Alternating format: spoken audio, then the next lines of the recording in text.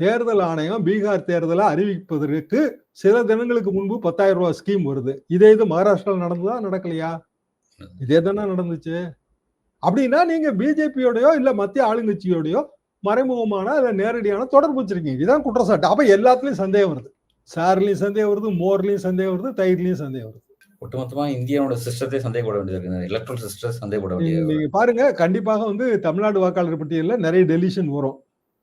அந்த தரப்பு என்ன சொல்லணும்னா, டெலிட் பண்ணவங்க எல்லாம் போலி வாக்காளர், எல்லாமே திமுக சேர்த்ததுமாங்க. சார் நடந்ததாக இங்க சொல்றப்ப அதிமுக ஆட்சி நடந்துட்டு இருக்கு. 2001 இருந்து 2006 வரைக்கும் அதிமுக ஆட்சி. அப்ப சார்படி புனிதமானது அப்படின்னா அதுக்கு பிறகு அதிமுக ஆட்சியில எல்லாம் போலி வாக்காளர் படி சேர்த்தாங்களா?